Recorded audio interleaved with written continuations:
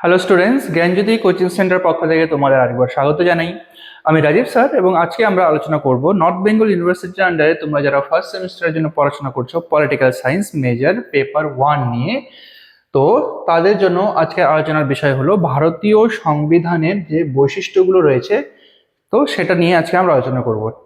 তার আগে তোমরা যারা আমাদের চ্যানেলে প্রথম এসেছো বা এখনো আমাদের চ্যানেলটিকে সাবস্ক্রাইব করনি, তারা অবশ্যই চ্যানেলটিকে সাবস্ক্রাইব করো এবং পাশে থাকা বেল আইকনটিকে ক্লিক করে দিও, যাতে আমাদের পরবর্তী ভিডিও নোটিফিকেশন তোমরা খুব সহজে পেয়ে যেতে পারো।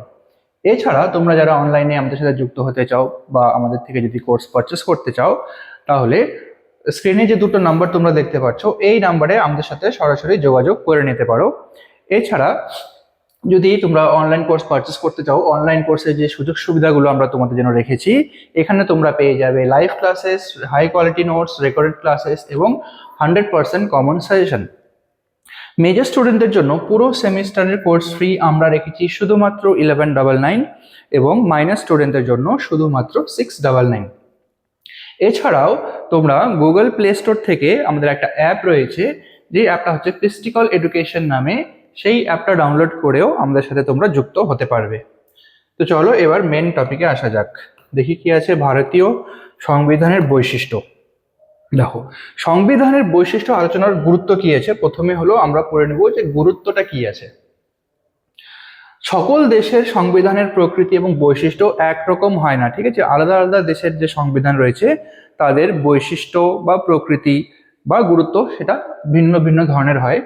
তো প্রত্যেক দেশের সংবিধানের কতগুলি স্বতন্ত্র বৈশিষ্ট্য বা স্বকীয়তা থাকে, আলাদা আলাদা কিছু বৈশিষ্ট্য থাকে প্রত্যেকের দেশের যে সংবিধান। এই বৈশিষ্ট্যগুলি থেকেই সংশ্লিষ্ট সংবিধানের যথার্থ স্বরূপ অনুধাবন করা যায়। তাছাড়া এই বৈশিষ্ট্যগুলির পরিপ্রেক্ষিতে একটি সংবিধানের সঙ্গে পৃথিবীর অন্যান্য দেশের সংবিধানের তুলনামূলক আলোচনা করা সম্ভব। মানে কিছু কিছু এমন বৈশিষ্ট্য আছে যেটার কে আমরা একটা দেশের সংবিধানের সাথে বাকি অন্য দেশের সংবিধানের আমরা তুলনা করতে পারবো, বা যেটা সম্পূর্ণ আলাদা হয়। এতে সংবিধানের মূল লক্ষ্য সম্পর্কে সহজে ধারণা লাভ করা যায়। এই কারণে যে দেশের সংবিধান পাঠের শুরুতেই তার বৈশিষ্ট্য সম্পর্কে আলোচনা করা হয়ে থাকে। তো ভারতের সংবিধানের ক্ষেত্রেও কিন্তু এর কোনো ব্যতিক্রম নেই।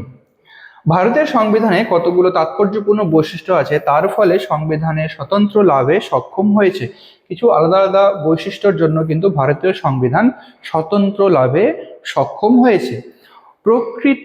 প্রকৃত প্রস্তাবে ভারতীয় সংবিধানের রচয়িতারা বিশ্বের বিভিন্ন দেশের গুরুত্বপূর্ণ সংবিধানগুলি পুঙ্খানুপুঙ্খভাবে পর্যালোচনা করেন। তারা বিভিন্ন সংবিধান থেকে নানান উপাদান সংগ্রহ করেছেন। আচ্ছা, এরপরে দেখো ভারতীয় সংবিধানের প্রধান বৈশিষ্ট্যগুলো কি কি রয়েছে। যে ভারতীয় সংবিধানের প্রথম যে বৈশিষ্ট্য হলো, এটা হলো কি বিশ্বের বৃহত্তম লিখিত সংবিধান। ভারতীয় সংবিধান হলো বিশ্বের সব থেকে বড় লিখিত সংবিধানের মধ্যে একটা। আচ্ছা, ভারতীয় সংবিধানে বিস্তারিতভাবে লিখিত অন্যান্য দেশের লিখিত সংবিধানের তুলনায় যে আমাদের ভারতীয় সংবিধান আছে, এর আয়তন সব থেকে বড় এবং বিশাল বহুল। প্রায় 395টি ধারা রয়েছে, বহু উপধারা রয়েছে এবং 8টি তালিকা বা শিডিউল নিয়ে ভারতীয় সংবিধান গঠিত হয়েছে।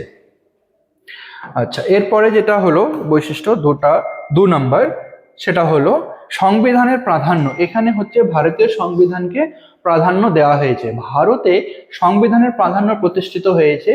ভারতের সংবিধান হলো দেশের মৌলিক ও সর্বোচ্চ আইন, ঠিক আছে। ভারতীয় সংবিধান হলো দেশের সর্বোচ্চ আইন বা দেশের সব থেকে বড় মৌলিক আইন। সরকারের যাবতীয় ক্ষমতার একমাত্র উৎস হলো এই ভারতীয় সংবিধান।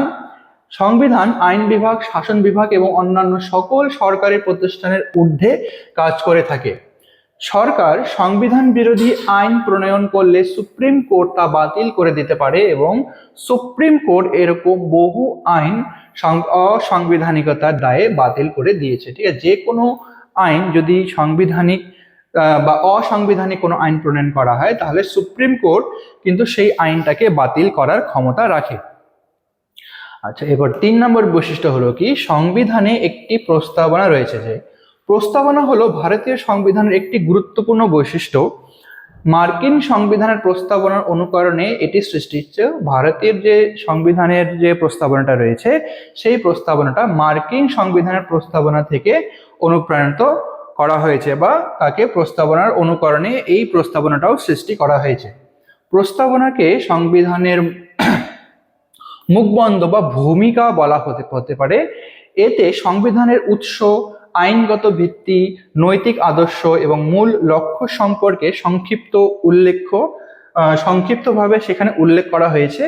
এই প্রস্তাবনা থেকেই সংবিধান রচয়িতাদের উদ্দেশ্য সম্পর্কে অবহিত হওয়া যায়। ভারতীয় সংবিধানের শুরুতেই যে প্রস্তাবনাটি আছে তাতে সংবিধানের উৎস বা ভিত্তি, মৌলিক আদর্শ, মূল লক্ষ্য সম্পর্কে খুব স্পষ্ট করে সেখানে উল্লেখ করা হয়েছে। ঠিক আছে, আচ্ছা, প্রস্তাবনায় ভারতকে সার্বভৌম, সমাজতান্ত্রিক, ধর্মনিরপেক্ষ, গণতান্ত্রিক, সাধারণতন্ত্র বলে ঘোষণা করা হয়েছে।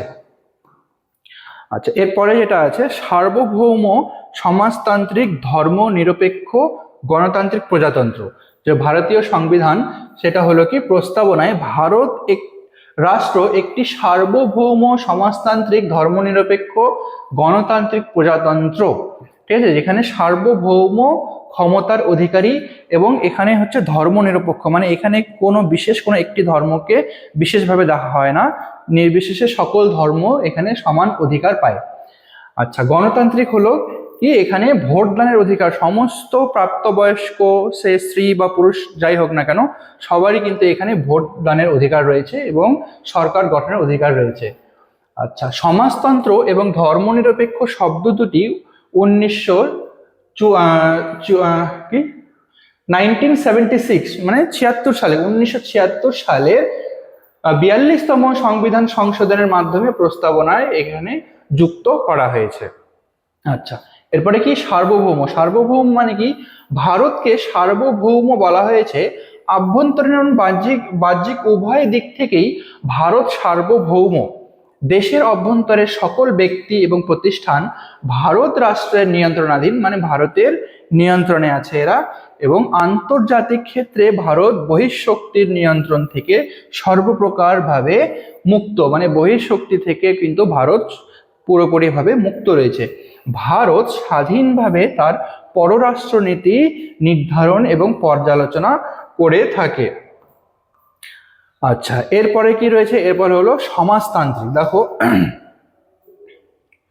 1976 সালের 42তম সংবিধান সংশোধনের মাধ্যমে ভারতকে সমাজতান্ত্রিক বলা হয়েছে।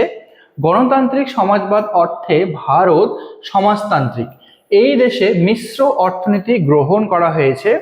বিভিন্ন সমাজতান্ত্রিক আদর্শ বাস্তবে কার্যকর করার ব্যবস্থা সংবিধানে গ্রহণ করা হয়েছে। এছাড়া ক্ষেত্রে ব্যাংক, বীমা প্রভৃতি জাতীয়করণ, রাজন্য ভাতা, বিলোপ প্রভৃতি উদাহরণ বিশেষভাবে উল্লেখযোগ্য। তারপরে কি আছে, যুক্তরাষ্ট্রীয় শাসন ব্যবস্থা। দেখো, ভারতের শাসন ব্যবস্থা যুক্তরাষ্ট্রীয়। সংবিধানের কোথাও কিন্তু ভারতকে যুক্তরাষ্ট্র বলে অভিহিত করা হয়নি, কোথাও ভারতকে যুক্তরাষ্ট্র কিন্তু বলা হয়নি ভারতীয় সংবিধানে।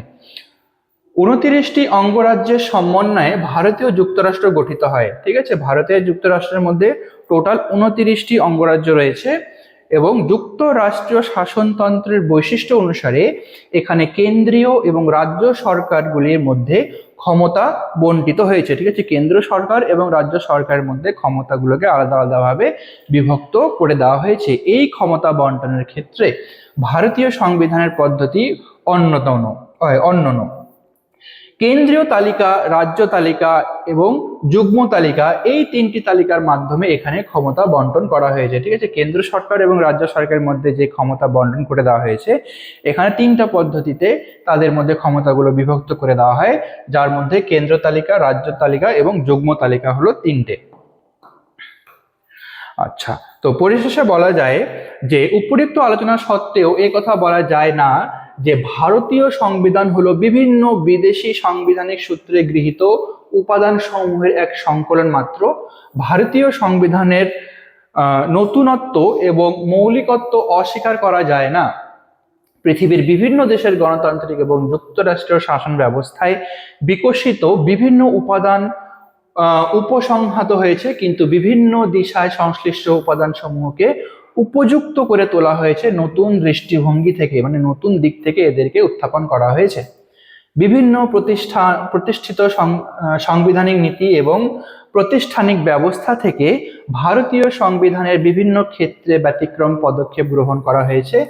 এই বিষয়ে বিশেষভাবে উল্লেখযোগ্য উদাহরণ হিসেবে যে যুক্তরাষ্ট্র ব্যবস্থার সাধারণ তত্ত্ব এবং ব্যবহারিক ব্যবস্থার নতুন দিশার উন্মোচন ও বিকাশের ক্ষেত্রে ভারতীয় সংবিধানের সদর্থক অবদানের কথা অনস্বীকার্য। তো এটা ছিল আজকে তোমাদের আলোচনার বিষয়। দেখা হবে পরবর্তী ভিডিওতে। ততক্ষণ পর্যন্ত ভালো থেকো, সুস্থ থেকো।